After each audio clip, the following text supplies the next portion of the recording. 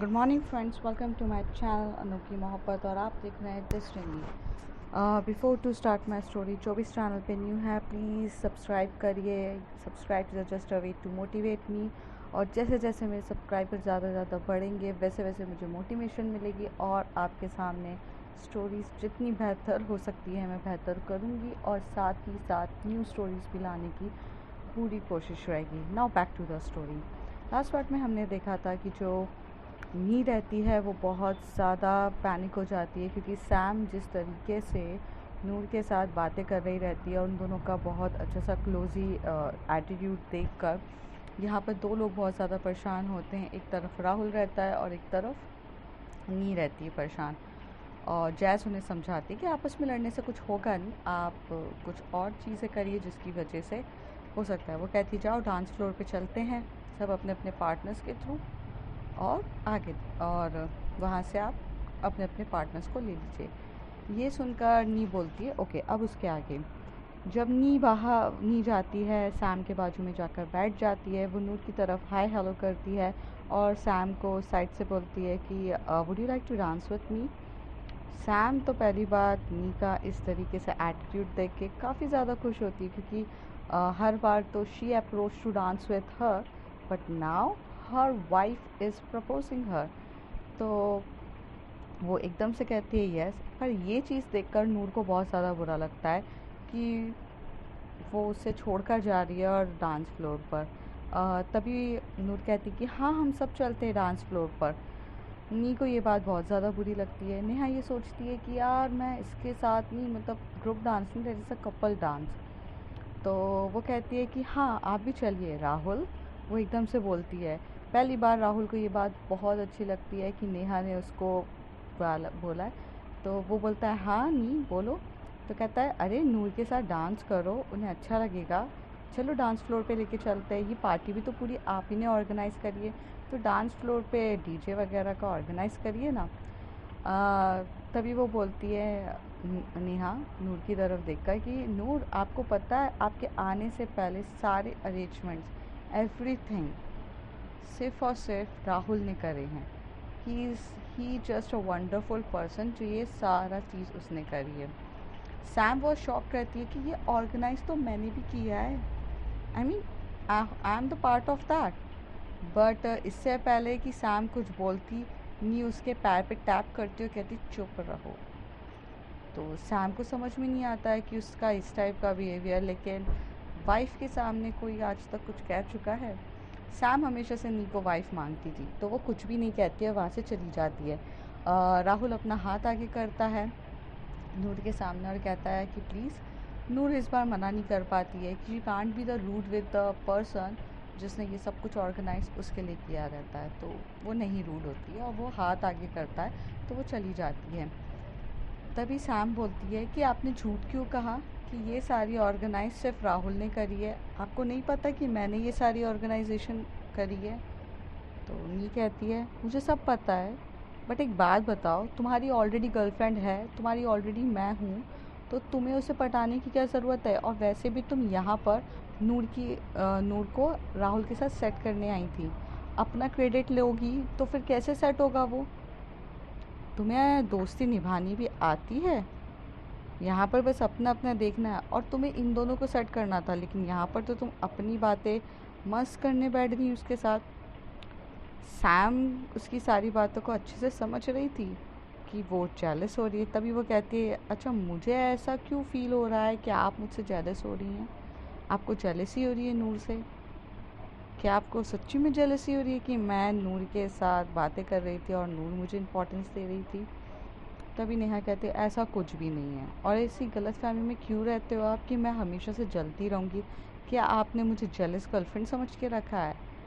Sam कहती नहीं, possessive girlfriend समझ के रखा है, जो एक्चुअल में हो आप मेरे लिए।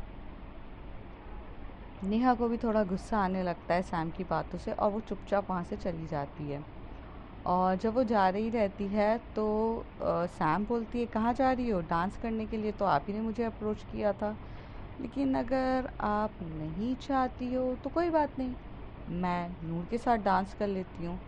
और जैसी जो सैम है वो नूर का नाम लेकर टर्न करती है नूर की तरफ और उधर जा ही रही रहती है, तभी नेहा एकदम से उसका हाथ पकड़ती है और कहती है कि कोई ज़रूरत नहीं उधर जाने की, चलो मेरे साथ। और ऐसे करके वो लेके चली जाती है डांस फ्लोर पे सब आ चुके रहते हैं और अब गाना स्टार्ट होता है। तो डीजे वाला अपने हिसाब से गाने स्टार्ट कर देता है और कुछ गाने ऐसे होते हैं, जब डीजे वाला ये गाना ऐसे चला रहा रहता है तो जो सैम होती है वो नूर की तरफ देख रही रहती जानबूझ के उसे प्रॉब्लम मतलब जलाने के लिए।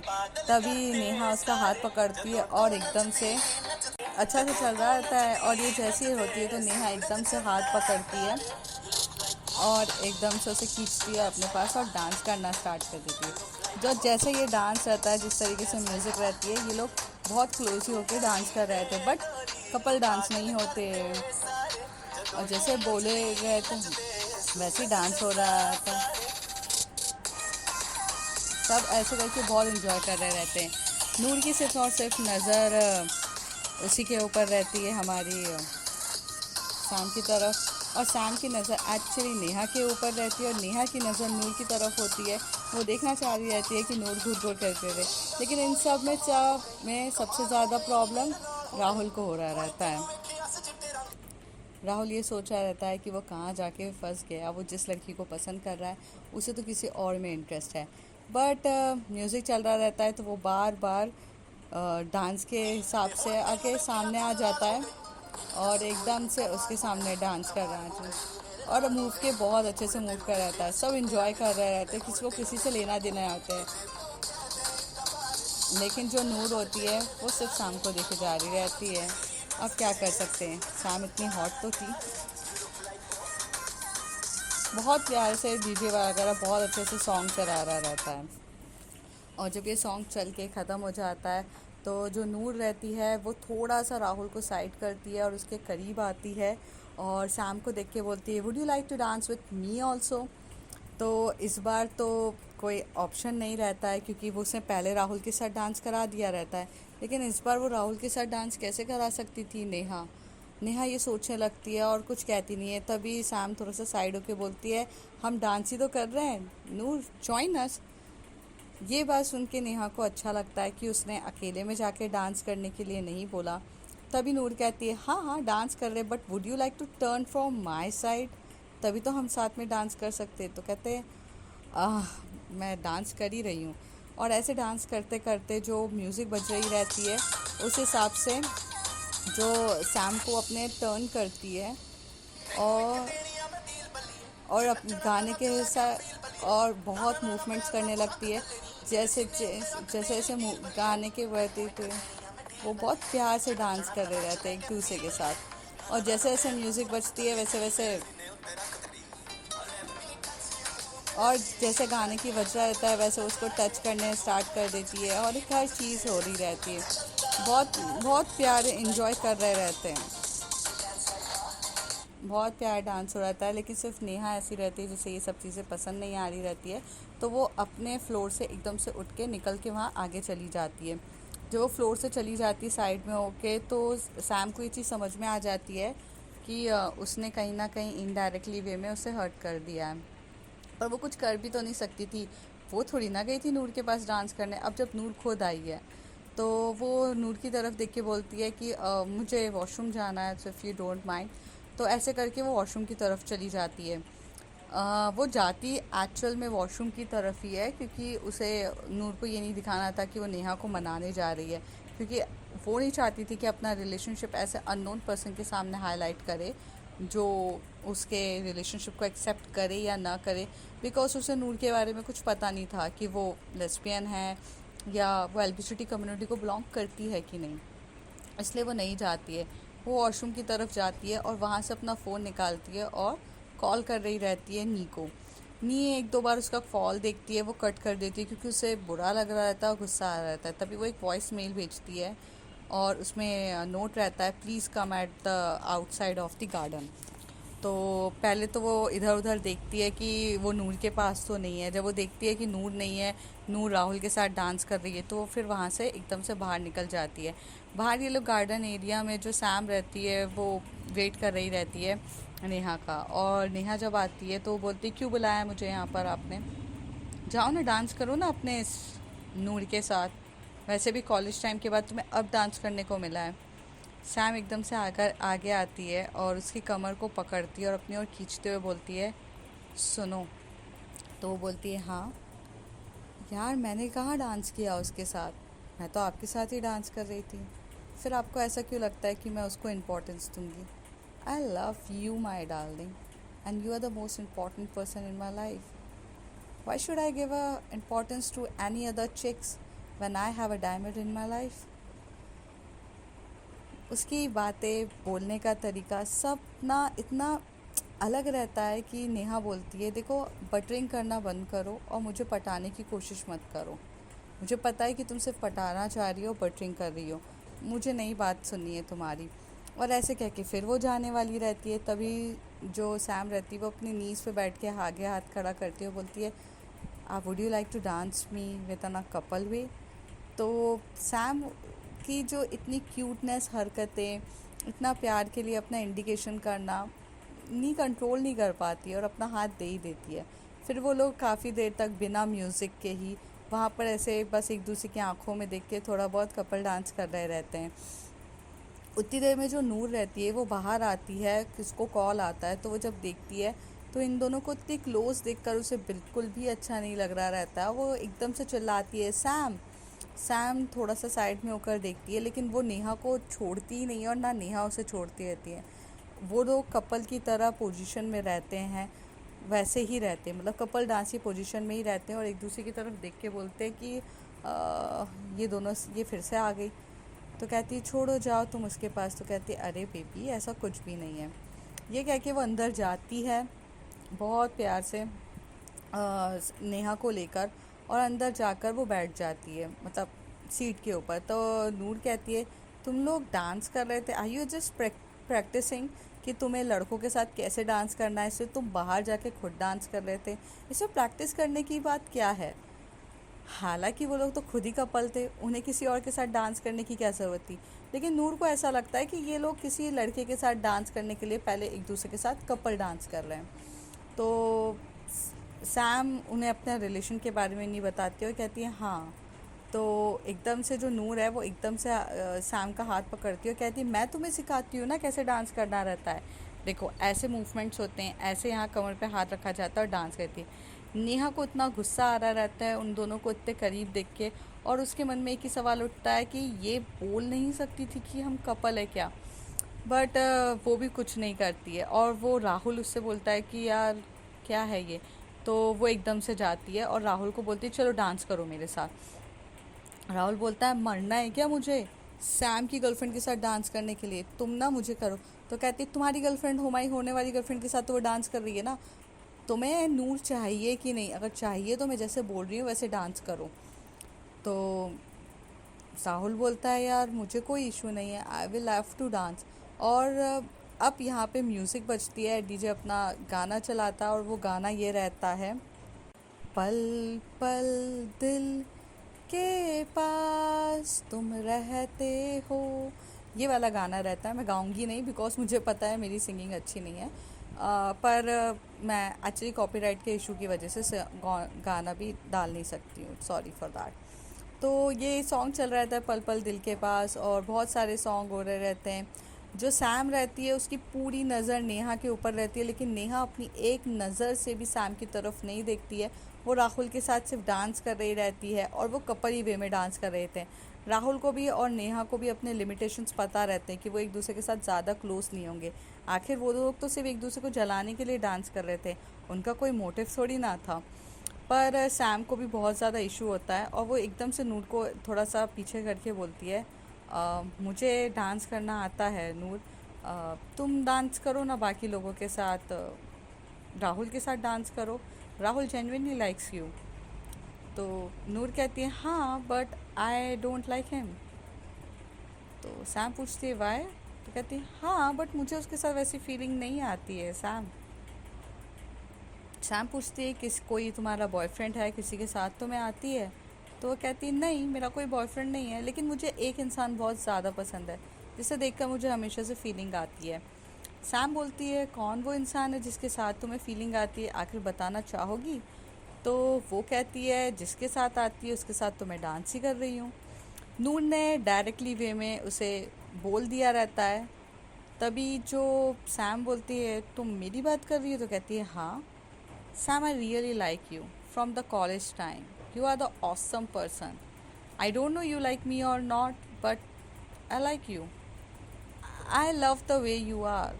एक्चुअली मैं तुम्हें कॉलेज के बाद प्रपोज़ करना चाहती थी, but due to my family reasons मुझे यूएसए में शिफ्ट होना पड़ा। बहुत टाइम हो गया, बहुत ज़्यादा गैप हो गया, मैं नहीं आ पाई।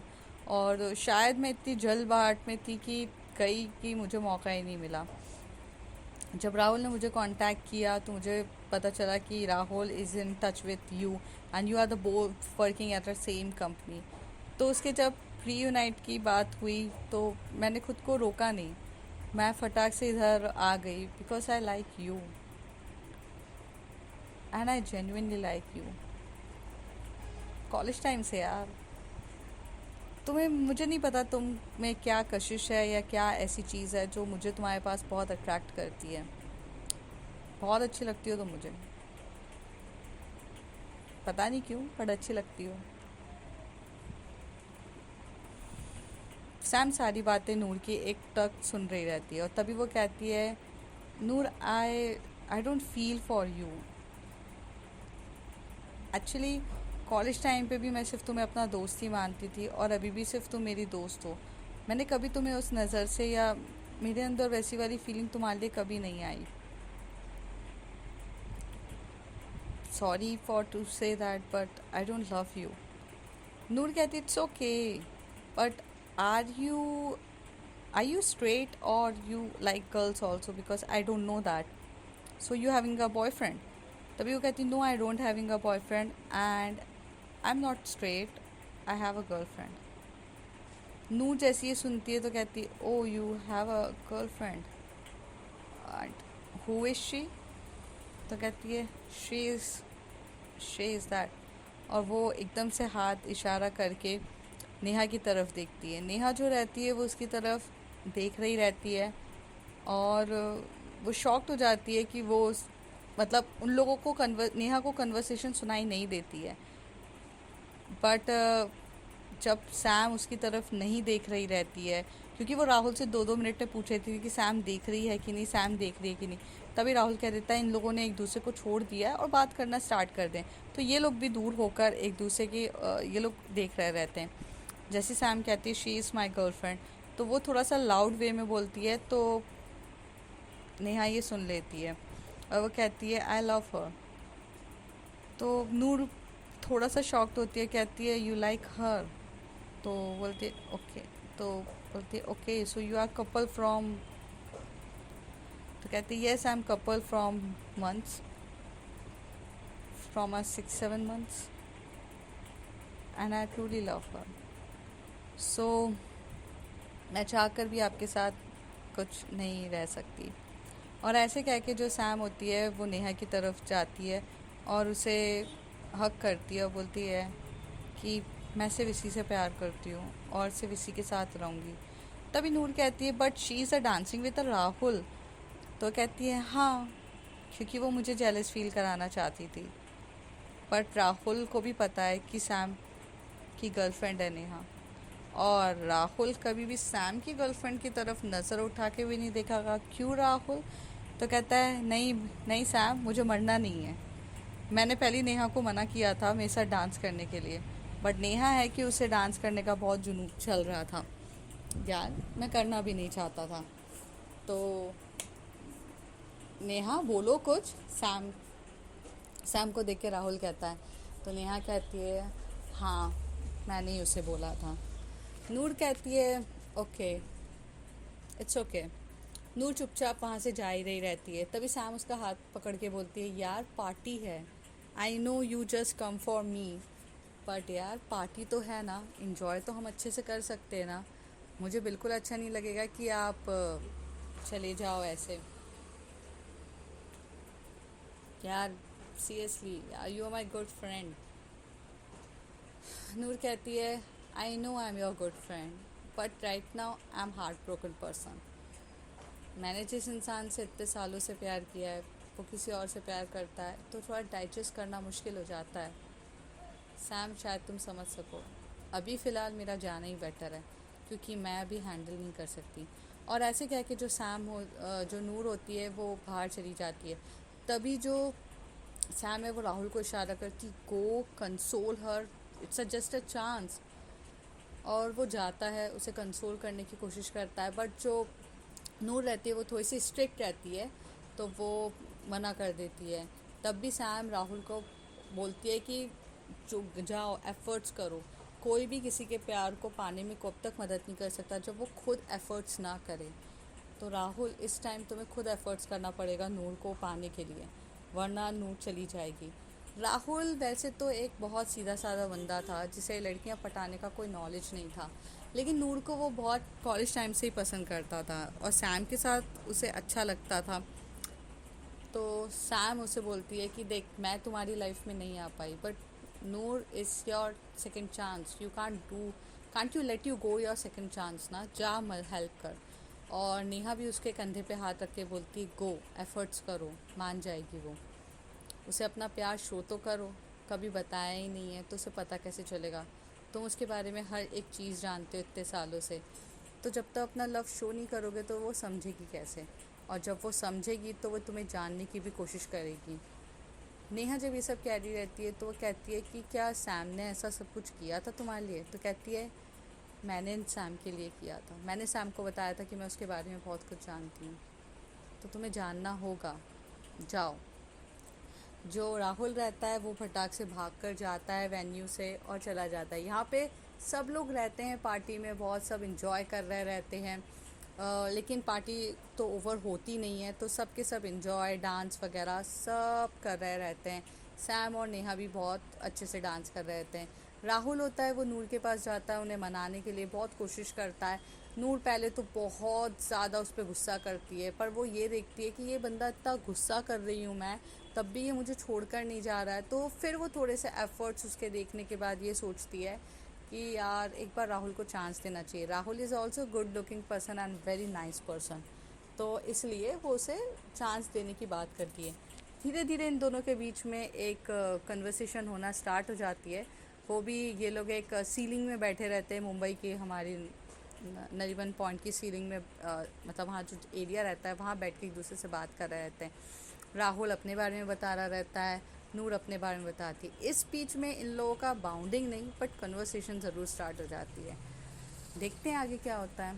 दूसरी तरफ जो सैम रहती है वो नेहा के साथ अपने लवी डवी मोमेंट्स बता रही रहती है। तभी उसे उसकी नेहा को उसकी मॉम का कॉल आता है। जैसे उसको नेहा की मॉम का कॉल आता है तो वो थोड़ी सी गुस्से में रहती हैं और वो चिल्लाकर बोलती हैं कि नेहा, आजकल लाइफ के डिसीजन तुम खुद लेने लग गई हो, तुम ये जानना भी नहीं चाहती हो कि क्या चल रहा है क्या है। तो मुझे बताओ कि कब की तुम अपनी लाइफ में कब इतनी बड़ी हो गई हो कि सारी डिसीजन ले रही हो, तुमने मुझसे पूछने की भी ज़रूरत नहीं करी। नेहा को समझ में नहीं आ रहा रहता है कि ये सारी बातें हो क्या रही है। तभी वो अपनी मॉम को कहती है कि मॉम, हुआ क्या है, मैंने क्या कर दिया? तो कहती है, लोन वाला आया था घर के वेरिफिकेशन करने के लिए, तुम घर खरीद रही हो और तुमने हमें बताना भी ज़रूरी नहीं समझा।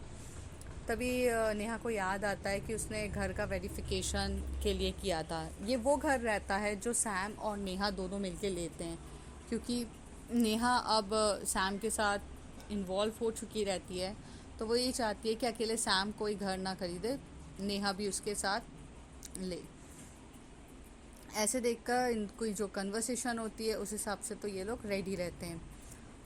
मतलब जो बैंकर से ये डिसाइड करते कि ये सब पैसे लेंगे, बट जो हमारी रहती है उसने गारंटर की तौर पे अपने घर का ये सब वेरिफिकेशन के लिए डाल दिया था, जो उसने सैम को भी नहीं बताया था। लेकिन जब बाद में उसकी मॉम को पता चला तो यहाँ इश्यू हो जाता है। अब देखते हैं आगे क्या होता है कि हाउ नेहा की मॉम कैसे रिएक्ट करती है, आगे कैसी होगी सिचुएशन, कैसे वो कन्विंस करेगी, अब इनका रिलेशनशिप डिस्क्लोज़ होगा कि मॉम के सामने, वो सब देखेंगे आगे कुछ एपिसोड्स में। तब तक के लिए बने रहिए। And I am really sorry, मेरी थोड़ी सी हेल्थ ठीक नहीं है जिस वजह से मैं अच्छे से रिकॉर्ड नहीं कर पाई हूँ। फ्लॉस हो गए मुझे भी पता है, पर प्लीज़ आज एडजस्ट कर लीजिए, नेक्स्ट टाइम होगी। मेरी थोड़े से हेल्थ इश्यूज़ है यार, थोड़ा समझिए। एक्चुअली सर बहुत दुख रहा है, माइग्रेन हो चुका है, तो प्लीज़ यार समझिए। Thank you, and if you like my story, like share and subscribe. Thank you.